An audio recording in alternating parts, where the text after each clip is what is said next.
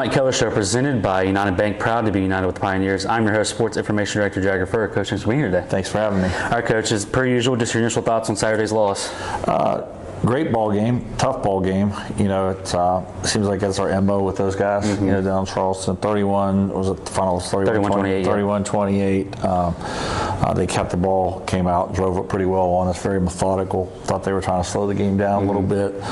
They go up 7-0. Then we end up hitting a big play and tied at 7. Then our defense really settled in and stopped them 2 or 3 drives in a row. We were able to score on offense. So, you know, you're up 21-7. Maybe it's just because I'm older, or maybe it's like my coach, but 21-7 did not feel like this game was anywhere close to being over. I knew there was a lot of football left, and they made a couple first downs. And we had a good call on and blew a coverage, and they hit a touchdown to make it 21-14, and then they kicked the field goal before the half. So you're sitting there at the half, 21-17 ball game, getting the ball coming out of the half, feeling pretty good about where you're at, and then just ball didn't really bounce our way in the second half the way it needed to.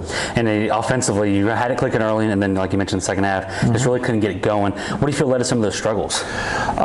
Penalties, just some weird things happen. I mean, we were just talking before we got on air here. We had a 3rd and 8 play that we completed an 18-yard comeback, and they threw a personal foul on us for legal participation when the kid caught the ball with his helmet off. It was a miracle to me that he could be running and his helmet just popped off his head without anyone grabbing it. But that's a different discussion. But you had that. Then the next drive we had a holding penalty when we were rolling right and had an 8-yard gain. Just the third quarter, there were 2 or 3, a hold here, illegal participation there, penalty that really bogged us down. And then the fourth quarter, we kind of picked it back up again. And then defensively, there were a few splash plays, but mostly they stuck to running the ball. I mean, 58 times to be exact, and a bunch of short passes. How do you feel the defense matched up with them? I thought we played pretty well. They didn't make any. I mean, they had the 157-yard pass on a blown coverage, but other than that, they really didn't have any big plays. I mean, if you'd have told me a week ago that there are 2 receivers who, we talked about how good those 2 receivers are, if we could hold them other than the one blown coverage the way we needed to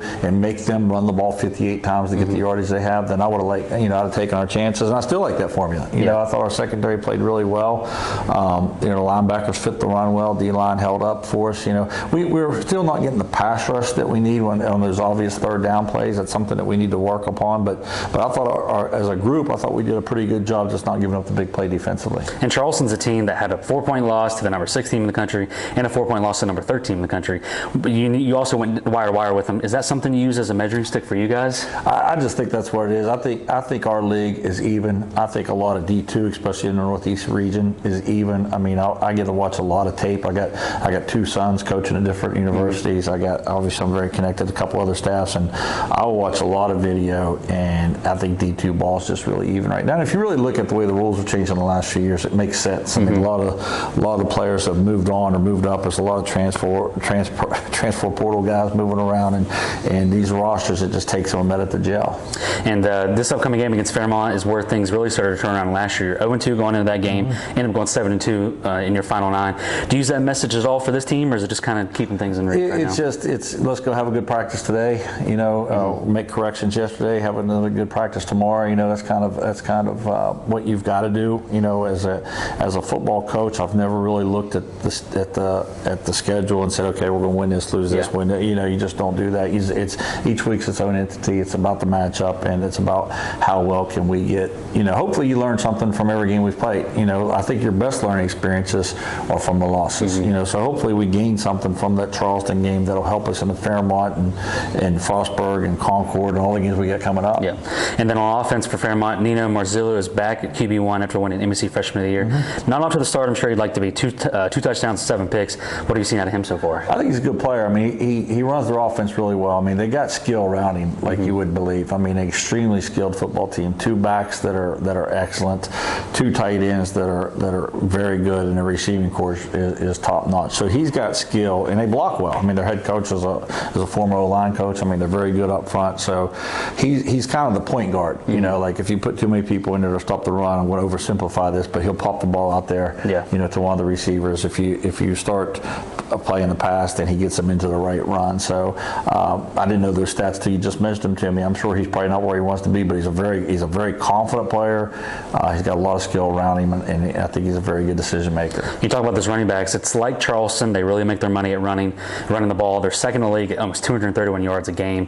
They have a legitimate 1-2 punch, like you mentioned, Leonard Furr and LeJay Hatcher. What makes the run game so good? They're fast. They run hard. They're fast. I think they block very well, and they use tight ends. You know, a lot of the league, especially at this level, a lot of the league is 4 wide, quarterback run game, zone read, that type of stuff. The teams that do get in there with the 11 and 12 personnel and play a little bit bigger, you're facing nickel defenses every week. Everyone plays, including us. You know, you're playing with 5-6 DBs, and they got 6'6", 230-pound tight ends blocking those small guys. And I think that really, you know, they run a lot of gap schemes, the power counters, and they wash you down with those big tight ends. They pull the guard around, kick out, and then they got the back coming through. And I mean, they're just a good football team.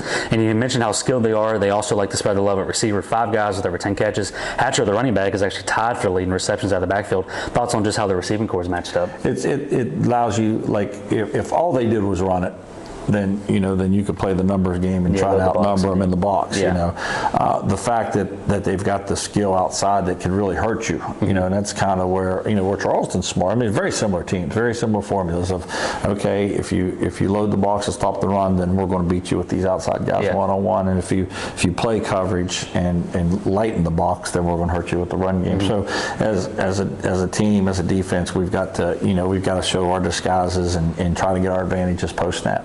And then on their defense, it's a tale of 2 different stories. They're one of the better passing defenses at number 3, but they're 7th in rushing defense. What have you seen out of their defense?